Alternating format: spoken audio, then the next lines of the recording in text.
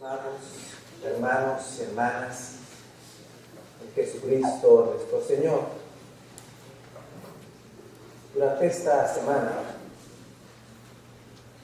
se daba a conocer del otro lado del Atlántico que muchos españoles expresaron su pesar y profunda decepción por la incoherencia que supone la renuncia a la reforma de la ley del aborto.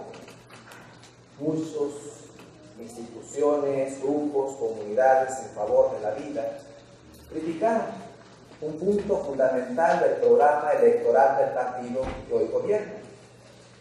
Inclusive, el presidente del gobierno fue acusado de haber actuado con deslealtad respecto a su electorado al no cumplir su palabra en esta materia. Esto nos lleva a decir que la palabra y la promesa van perdiendo valor, o como decimos comúnmente, las palabras se las lleva el viento. En España, como en México y en tantos otros países, pareciera que estamos acostumbrados a que después de las promesas no pase absolutamente nada. Esto no ocurre únicamente en las altas esferas de la política, la economía y hasta de la religión.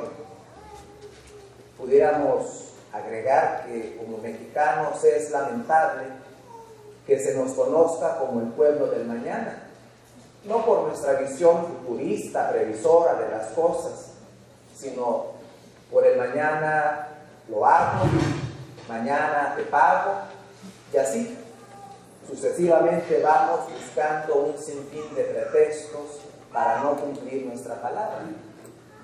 Inclusive, hasta podemos justificarnos diciendo que no es propio y exclusivo de nosotros como mexicanos, sino un vicio de la humanidad que hace perder el valor de la palabra.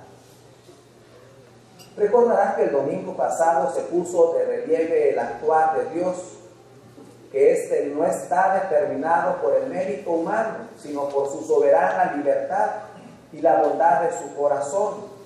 Dios da igual a todos la oportunidad de salvación, sea que hayamos iniciado la jornada desde el alba o bien hubiéramos empezado a trabajar al caer la tarde.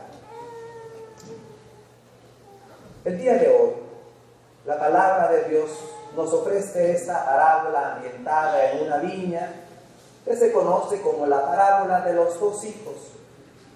En ella Jesús nos enseña a hacer la voluntad de Dios Padre, y este deber es irrenunciable. La parábola evangélica se nos ha ofrecido con una sencillez desconcertante. Un padre que pide a sus dos hijos vayan a trabajar a la viña. Uno de ellos responde, no quiero, pero termina trabajando en la viña. El otro responde con una disponibilidad admirable, sí, Señor. Hasta el evangelista hace hincapié en la manera en que este hijo responde. No nos dice, sí, Padre, iré, sino que lo hace en relación con Dios al poner el título de Señor.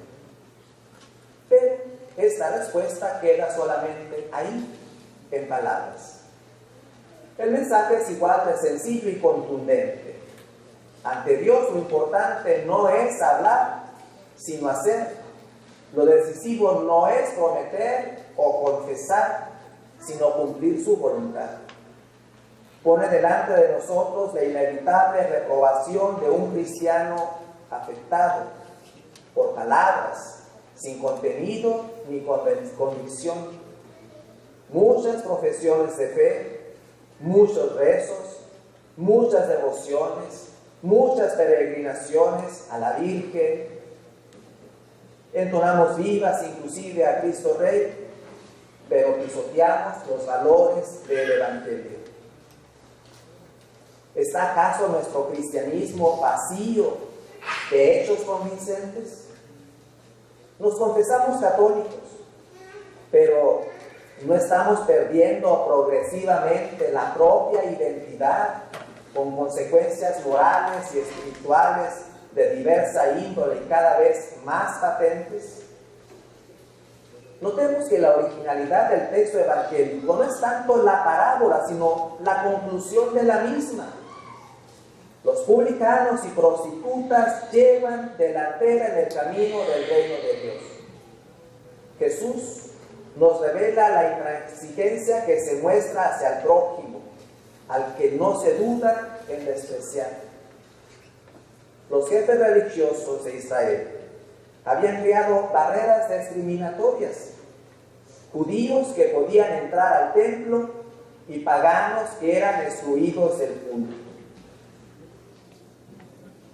Personas puras con las que se podía tratar y personas impuras a las que se debía evitar. Prójimos a los que se debía amar y no prójimos a los que se podía abandonar.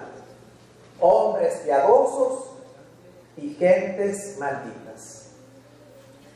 En Cristo no solo hay palabras de vida, sino que toda su vida, sus gestos y acciones son un sí incondicional a Dios. Jesús se sienta a comer con los publicanos, se deja besar los pies por la pecadora, toca con sus manos a los leprosos, busca salvar lo que estaba perdido. ¿Quién sospecha hoy realmente que los alcohólicos, los vagabundos, los pordioseros y todos los que forman el desecho de la sociedad pueden ser ante Dios los primeros? ¿Qué hacer cuando contemplamos nuestra sociedad arrastrada por la corrupción, la mentira, robos, abusos, discriminaciones? ¿O cómo cambiar el abismo cada vez más grande entre los que viven